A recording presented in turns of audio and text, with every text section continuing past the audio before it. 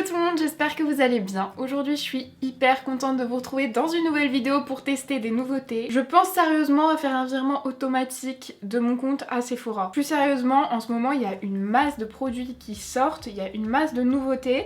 On en a parlé un petit peu sur Instagram, si vous me suivez pas, je vous invite à le faire, je vous mets mon Instagram juste là. Et du coup j'ai acheté plein de trucs. Notamment déjà la nouvelle palette d'Anastasia. Vous voyez, c'est celle qui est dans ces teintes là. Donc on va faire un petit maquillage avec aujourd'hui. Et hier j'ai eu envie de passer chez Sephora et je me suis acheté une nouvelle routine teint. Donc on va tester tout ça aujourd'hui, j'ai trop hâte. Vous savez à quel point j'aime les produits pour le teint et j'ai envie de découvrir plein de nouveaux trucs. Milk Makeup a débarqué sur Sephora, j'ai acheté une petite miniature de la base. J'ai testé ça seule dans mon coin et je pensais pas vous en parler. Mais les gars, cette base sur moi fait des miracles. Il y a 5,4 grammes. Mais en vrai une base on la voit pas descendre, je m'en sers très souvent et pour le moment j'ai pas vu 1 mm baisser. Cette vidéo va sûrement être longue mais j'ai envie de tester des produits et j'ai envie de parler. En fait je veux juste glisser le produit sur ma peau et après je l'estompe. Habituellement quand je teste une base je vous dis toujours je pense qu'elle fonctionne, je le vois pas, là je le vois. Quand je l'applique bien sur mon nez j'ai vraiment, vous le savez hein, j'ai les pores dilatés, j'ai une peau grasse. J'ai une peau à imperfection, tout ce qu'on aime. Du coup, je suis vraiment le bon cobaye pour les bases floutantes. Première fois, je me suis dit pas mal, mais on va voir la fois d'après. La fois d'après, je me suis dit mais c'est fou, ça les a complètement comblés. Du coup, quand je mets mon fond de teint, c'est tout lisse dessus. Elle fait pas briller ma peau, mais elle la fait pas ne pas briller. Elle la matifie pas. Je la mets vraiment sur la zone T et après je l'étire. Mais sur la zone T, vraiment, je la travaille en fait pour bien que ça comble les pores. Ensuite on passe au fond de teint et du coup c'est un que j'ai acheté hier. Le dernier qui est sorti de Kat Von D. Je voulais le commander sur internet, d'habitude je commande tout le temps sur internet, j'aime pas aller en magasin. Mais en fait là j'ai pas eu le choix parce que je n'arrivais pas à trouver des swatchs sur internet de ce fond de teint. Donc moi j'ai pris la teinte Light 15 mais même en étant allée dans le magasin je suis pas sûre de mon coup.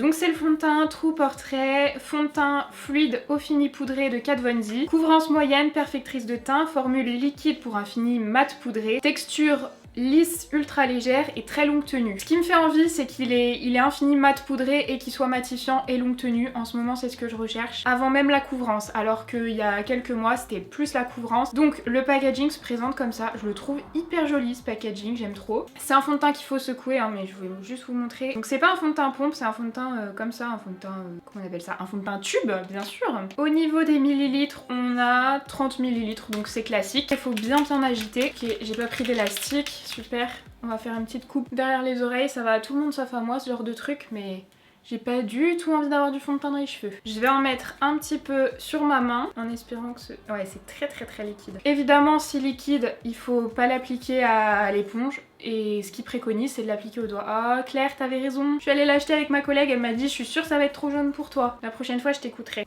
Ouais c'est vachement jaune, je pense que c'est rattrapable. Du coup je vais essayer de l'appliquer au doigt. Je n'applique jamais mon fond de teint au doigt, ça se voit là je suis perdue. Mais c'est ce qu'il préconise en fait, de l'appliquer au doigt. Okay. La sensation quand on l'applique, on sent que ça devient poudré, c'est hyper agréable.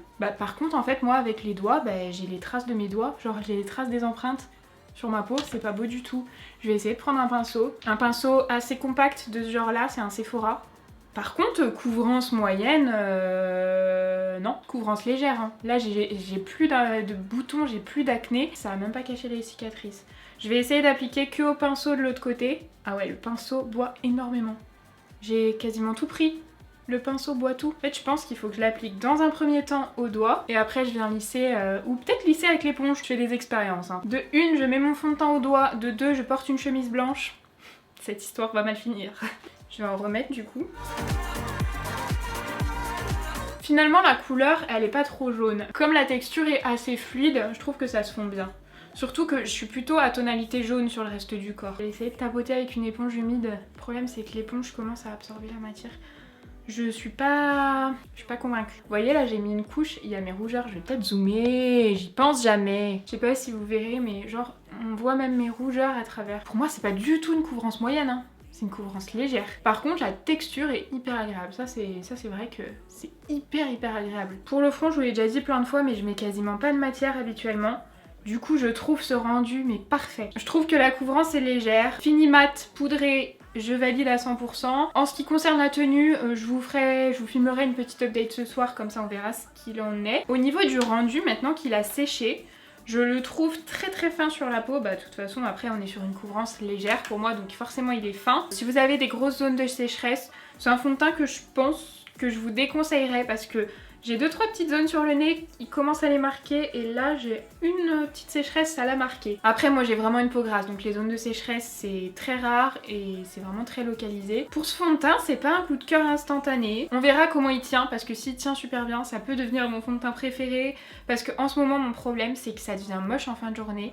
Je rencontre un problème que j'ai jamais eu, c'est que les fonds de teint tiennent plus. Mon Huda tient mais il fait moche sur la peau et ce qui fait qu'en fin de journée, avant même que j'ai fini le boulot, je suis obligée d'aller me démaquiller le teint tellement je trouve ça moche. En anti-cerne, j'avais pas prévu d'en racheter et en fait en passant devant le stand Urban Decay, j'ai craqué. Donc c'est, comment il s'appelle? C'est le Stay Naked Correcting Concealer Up to 24 Hours Wear avec mon super accent.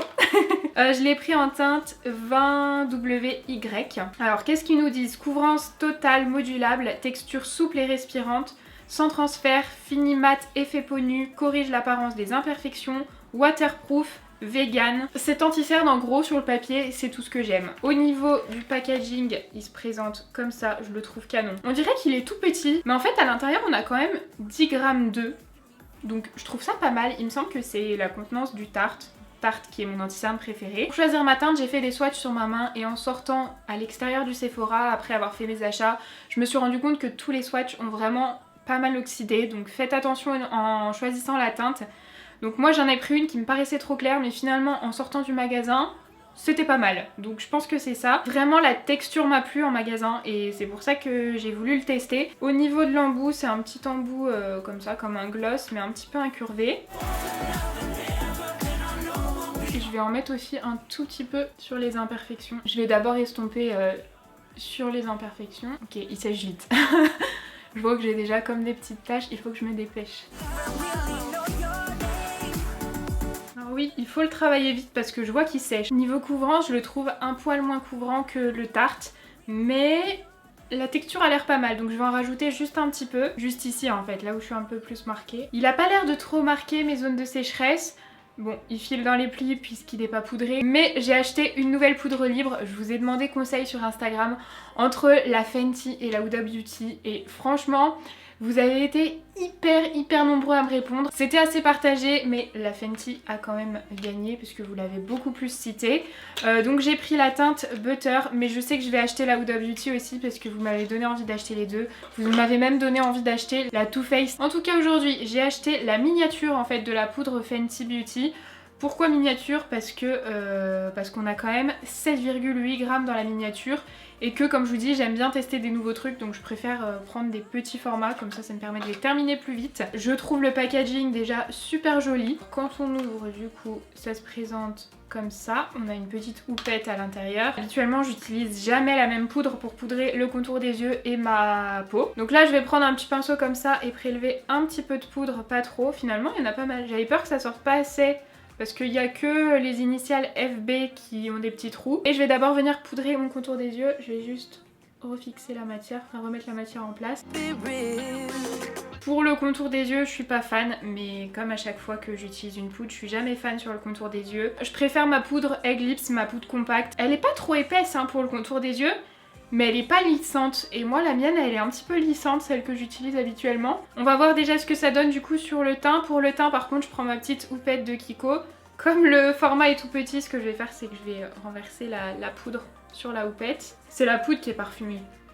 Ouais, ça sent comme le fond de teint Fenty. Le truc c'est que là le fond de teint était déjà très mat et que ce soir concernant l'update, je vais pas pouvoir vous dire si c'est à cause de la poudre ou à cause du fond de teint que ça aura bien tenu ou pas bien tenu. La poudre m'a l'air pas mal, ça fait assez fin sur la peau mais le fond de teint en lui-même est fin. Après je suis pas fan de mon teint là. Pour le contour bronzer, j'ai pas de nouveauté, je vais utiliser la palette contour de chez Bis que j'aime toujours autant, je la trouve hyper bien, j'utilise les deux fards qui sont là. Pour le blush, je vais utiliser la palette LA Girl. J'ai dû l'utiliser 1 ou 2 fois. Je vais faire du coup un mélange entre les deux teintes parce que j'ai pas envie de quelque chose de trop rose ni de trop orangé. Pour l'highlighter, je vais venir mettre le Martin Cosmetics qui est le Marilyn. Je l'avais testé dans ma vidéo crash test Martin Cosmetics que je vous mets juste ici si vous l'avez pas vu. Je l'aime beaucoup cet highlighter, je le porte très souvent du coup. Il est assez léger, il est assez clair surtout pour ma peau. Il est lumineux mais sans trop être pailleté, je l'aime beaucoup. Et là on passe aux sourcils. Alors j'ai racheté le marqueur de la collection Kiko, je vous ai publié la vidéo mercredi, pareil je vous la mets ici si vous l'avez pas vue.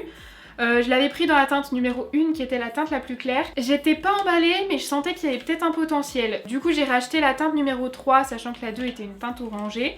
Donc la teinte 1 pour vous montrer c'était celle-ci. Et c'était vraiment pas mal pour la tête du sourcil mais j'avais galéré pour faire la queue. Donc j'ai pris la teinte numéro 3 pour pouvoir faire la queue du sourcil. La comparaison, on a quand même une très grosse différence entre les deux. Là j'ai fait la queue du sourcil avec la teinte foncée et je vais essayer de faire la tête avec la teinte claire, voir si ça peut se fondre. Parce que là je me vois quand même très mal aller jusqu'à la tête du sourcil avec cette teinte. Je vais essayer d'estomper un peu la queue, voir si c'est possible de fondre les deux couleurs ensemble. Je trouve ça pas mal, un peu trop carré par rapport à ce que je fais au niveau de la tête. Mais au niveau de la teinte c'est pas mal. Après ce sourcil c'est celui que j'arrive à faire, que j'arrive bien à faire. Celui-ci c'est celui qui mérite une correction, donc on va voir si ça fonctionne. Pour les corrections c'est compliqué. C'est peut-être pas mal si vous voulez juste remplir votre sourcil. Si vous voulez le corriger, je pense pas que ce soit le truc le plus adapté. En fait ici comme je fais ça en 2 secondes et que j'ai pas besoin de repasser, je sens rien du tout sur mon sourcil. Et là comme je dois repasser plus, et ben je sens un effet matière, ça fait un peu cartonneux. Je sens que mon sourcil, les poils ils sont pris dans la matière, que ça a durci, enfin c'est vraiment pas agréable sur le sourcil. Pour mon utilisation je suis pas convaincue, c'est dommage parce que là c'est tellement rapide à faire. J'applique ma base P. sur toute ma paupière et on se retrouve pour tester la palette Norvina de Anastasia qui coûte 70 €. Ça m'a arraché un bras en l'achetant. Qui est absolument pas pratique à ouvrir quand on a des faux ongles parce qu'il n'y a pas d'ouverture, c'est juste aimanté. Et je trouve ça pas pratique du tout. Mais c'est pas grave parce que les couleurs sont juste magnifiques. Tous les maquillages violets que je portais ces derniers jours, vous m'avez beaucoup demandé sur Insta, à chaque fois c'était fait avec cette palette. C'est pas la première fois que je vais l'utiliser, comme ça je vais vraiment pouvoir vous faire un retour. Parce que vous avez été nombreux à me demander de vous en reparler et pour le prix je voulais quand même savoir de quoi je parlais en fait. J'ai déjà fait beaucoup de maquillage violet ces derniers temps sur ma chaîne, donc on va pas partir dans du violet. Je commence par prendre la teinte E2 qui est un orange, orange en fait. Et voyez la pigmentation, l'impact couleur, c'est un truc de malade cette palette. Je vais vous faire déjà mon retour. Je trouve qu'il manque à chaque fois une couleur un peu plus claire. Il y a pas mal de couleurs très néon et très foncées. Donc ça c'est hyper bien parce qu'en général c'est ce qui manque un peu dans les palettes, enfin c'est ce que je trouve qui manque. Alors là il y en a énormément, il y a du mat, il y a du pailleté, il y a du irisé, c'est très pigmenté. Mais je dirais qu'il manque 2-3 couleurs pour estomper en fait. Par exemple si je veux estomper là mon orangé, bah j'ai pas de couleur pour estomper, j'ai pas de ton moyen en fait. Pareil dans les violets, on a pas mal de foncé, pas mal de plus flash, un rose flash, mais pas de moyen. Comme il n'y a pas de couleur de transition, je change de pinceau et je viens estomper les bords avec un pinceau propre. Ça fait plusieurs jours qu'il fait pas beau du tout, le temps est moche. Et là il se remet à faire beau. Vous vous demandez quel est le rapport avec la palette. Et ben le rapport est que j'ai plus du tout envie de faire un smoky. Là il y a le soleil qui rentre dans la pièce. On va changer d'idée les amis. Je suis désolée d'avance pour ceux que ça va énerver, mais je vais rester dans mes teintes chaudes du coup parce que là avec le beau temps qui arrive, j'ai envie de ressortir mes teintes très chaudes. Je vais venir appliquer le E4 qui est un orange électrique néon, tout ce que vous voulez, avec un pinceau plus précis cette fois-ci. Et du coup je vais venir l'appliquer en creux de paupière mais beaucoup plus précisément. Non mais la pigmentation de ces fards, mais je suis choquée. Je sais pas si ça va ressortir aussi néon que ça l'est, mais c'est trop beau. J'adore. Ensuite je vais prendre le D3 et du coup je vais venir l'appliquer en creux mais un tout petit peu plus haut. Très légèrement en fait au niveau du centre ici. Et je viens l'estomper avec le pinceau... le premier pinceau. Je vais prendre un pinceau propre et appliquer le fard D3, du coup le fard rouge. Je l'applique en coin externe. Ah c'est un trop beau rouge. Alors attention bien tapoter parce que il est ultra pigmenté et ultra poudreux. Je vais mettre le fard E2 et D3 en ras de cils inférieur. Pour estomper, je reprends le pinceau Zoeva sans rajouter de matière. Je vais marquer la moitié de ma paupière avec ma base P. Louise. Avec un pinceau propre, je vais flouter la transition. Je vais prendre le fard D1 qui est le fard jaune et je vais venir le placer en coin interne juste là. Je garde le même pinceau et je vais prendre le fard C2 qui est magnifique. C'est un fard jaune doré avec des paillettes. J'en prélève et du coup je vais venir mettre mon spray fixateur et je l'applique juste au-dessus du fard jaune. Waouh, c'est trop beau, j'aime trop. J'estompe un petit peu mon pinceau et je vais venir prendre le fard E1. Et pareil, je prends mon spray fixateur et je vais venir le placer juste à côté à ce niveau-là. Je reprends le pinceau à tout faire et je vais flouter les bords. J'ai envie d'intensifier un peu plus, je prends le fard E5 et je viens le poser avec mon pinceau. Je prends le fard C1 qui est un blanc mat ultra pigmenté et je vais le mettre en coin interne. Vous voyez, je l'ai trempé une fois pour faire les deux yeux et c'est largement suffisant. Tellement il est pigmenté, je vais juste venir l'estomper un peu. Je vais essayer un liner que j'ai jamais essayé, c'est celui-ci. De Make Up Revolution, en fait, vous avez un côté liner et un côté qui s'efface. Enfin, qui efface le liner. Je sais pas du tout comment ça va fonctionner. J'ai envie d'essayer d'abord parce que j'ai pas envie de foirer le make-up juste pour ça. Le liner est pas ultra noir. Et de l'autre côté, du coup, on a un effaceur, comme les effaceurs d'encre. Vous voyez, ça efface, par contre, ça colore le bord. J'ai pas du tout envie de me risquer de foirer. Je vois qu'il est pas hyper précis, hyper intense. Je vais prendre mon Caradium, le liner Caradium noir, que j'adore. Et je vais venir faire mon trait de liner. J'ai mis du crayon noir dans la muqueuse Duo. J'ai mis le crayon noir de chez Martine. Et je vais mettre le crayon beige de chez Nabla en muqueuse inférieure. Je vais mettre mon liner de chez Kiko. Bon, voilà pour le make-up des yeux. Donc j'ai mis mes mascaras comme d'habitude. De toute façon, je vous mets les liens de tous les produits en barre d'infos. On pourrait mettre des faux cils, je vais pas en mettre parce que là je vais direct aller au boulot. Je mets pas de faux cils pour aller au boulot. Je vais faire mes lèvres et alors j'ai acheté un nouveau rouge à lèvres de chez Kiko parce que j'avais envie de changer. Donc c'est la gamme des Velvet, comme ça j'ai pris le 327 mais du coup c'est vraiment un nude. Vous voyez, c'est les teintes vraiment super claires. Faut que je trouve un crayon qui se fonde bien avec. Je vais prendre la teinte 504 de Kiko en crayon et je vais faire le contour déjà. J'ai fait le contour et maintenant je vais venir appliquer ça. Je sais pas du tout si c'est une teinte qui va m'aller mais bon. Bon, voilà ce que ça donne pour le look final. J'aime beaucoup la couleur du rouge à lèvres, je suis juste un peu pas habituée. Je suis carrément fan du make-up et il y a un truc que je voulais dire, rien à voir avec le make-up des yeux ou des lèvres, mais je ne brille pas, je ne brille toujours pas.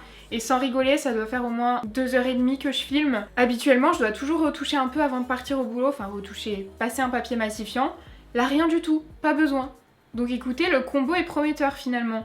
Et même avec le blush, l'highlighter, la poudre de soleil, je trouve que le teint ça passe. Au début j'étais pas fan mais ça passe. Le seul produit dont je peux vous parler tout de suite c'est la palette puisque du coup la tenue, je sais que les fards tiennent très bien. C'est très pigmenté. Comme je vous l'ai dit, je reproche juste le manque de couleur de transition pour... je pense que c'est plus pour les débutants comme moi. Peut-être que si vous êtes hyper à l'aise, vous en avez pas forcément besoin. Moi il me manque, je sens qu'il me manque un peu des couleurs de transition pour que je sois plus à l'aise, mais les couleurs sont dingues et je regrette pas du tout mon achat et je l'aime tellement cette palette. Et du coup on se donne rendez-vous ce soir.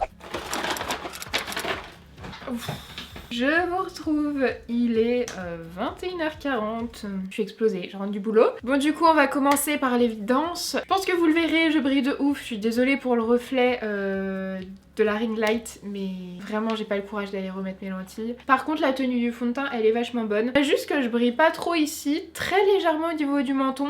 J'ai pas retouché de la journée, hein. J'ai fait exprès de pas retoucher. Je brille énormément sur le nez et sur le front. Mais comme toujours, et j'ai pas eu besoin de me démaquiller au boulot, ce qui n'était pas arrivé depuis un petit moment. Comme il est très léger et pas très couvrant, c'est pour ça à mon avis qu'il tient bien, mais bon de ce côté là j'ai rien à lui reprocher. Le feutre à sourcils, une horreur, hein. C'est collant, je le sens encore toute la journée. J'ai passé ma journée à toucher mon sourcil parce que c'était collant et que je le sentais, c'était épais. Au niveau des fards à paupières, rien n'a bougé, enfin franchement là, aussi intense. C'est comme si je venais de filmer le tuto, c'est un truc de malade, ça n'a pas bougé mais d'un poil. Au niveau des lèvres, c'est un petit peu, j'ai un petit peu estompé en fait parce que ça partait, vous voyez, ça faisait comme un trait blanc ici.